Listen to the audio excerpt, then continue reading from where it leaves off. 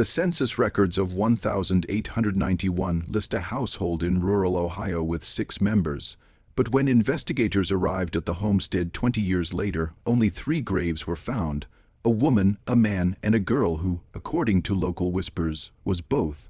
The child no one spoke of, the marriage no one acknowledged, the family no one wanted remembered. Neighbors called it a bond beyond Christian understanding. The church called it blasphemy, and the state, well, the state erased it. This is the story of a family swallowed by its own secrecy, where daughter and wife were the same, and where no institution dared intervene.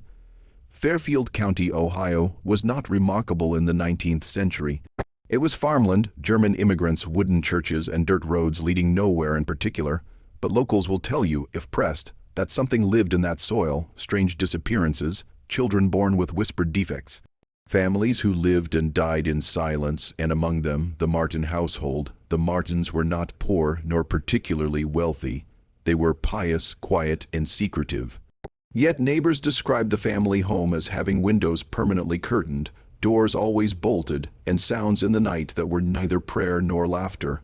Lila Martin was born in 1873, her mother dying in childbirth. Her father, Elias Martin, was a man of scripture, quoted more than he conversed. He buried his wife quickly, and by Sunday was already seen in church, daughter in arms, quoting from the book of Judges.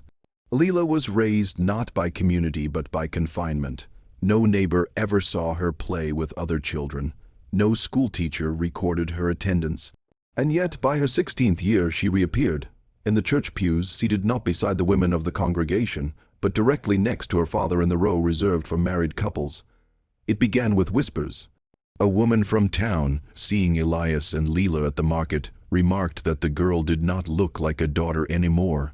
She carried herself like a wife. The woman said.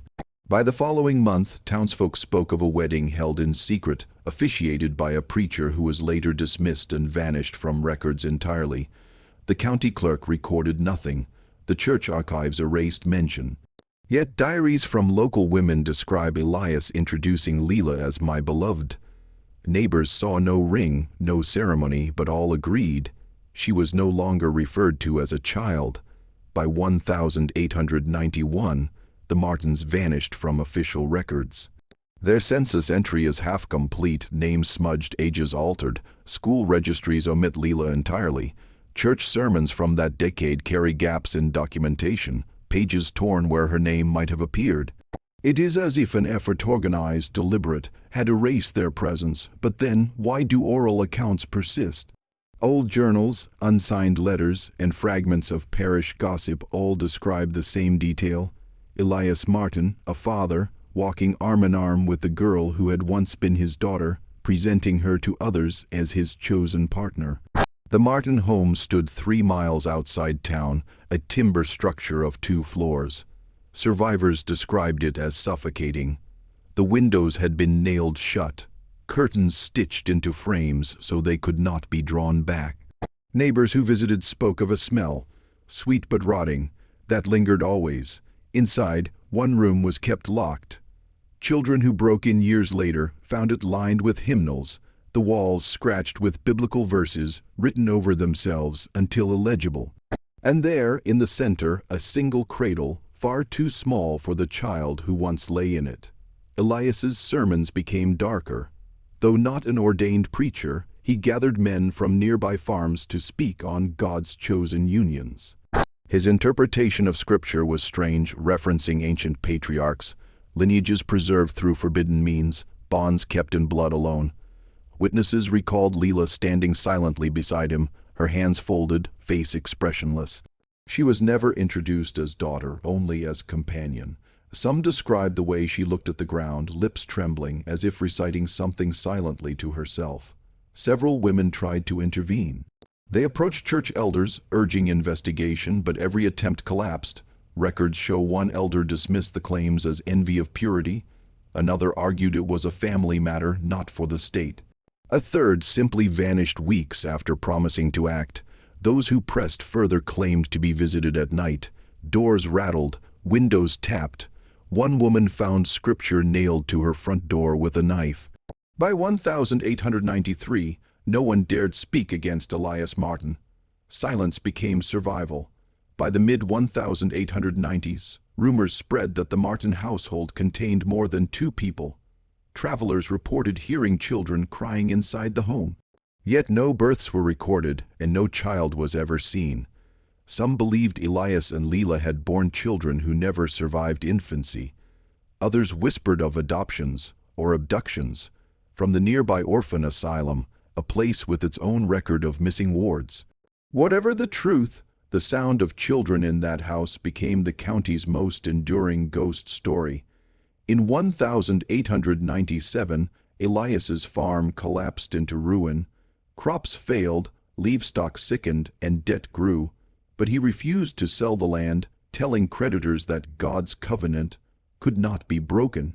He stopped appearing in town altogether. Only Lila was glimpsed, walking the perimeter of the property at dusk, her dress white, her hair unbound, whispering verses under her breath. Neighbors reported seeing her stare into their homes at night, standing motionless for hours before retreating. Children feared her more than her father.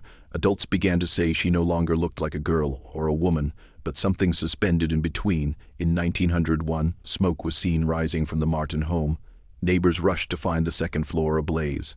Elias stood in the yard, silent, while Lila remained upstairs, refusing to leave. She was eventually carried out, unconscious, murmuring in what some swore was not English but a language they did not recognize. The fire revealed something darker. Beneath the house, in the cellar, bones were found, small bones, many of them. Officials claimed they belonged to animals. Locals whispered otherwise.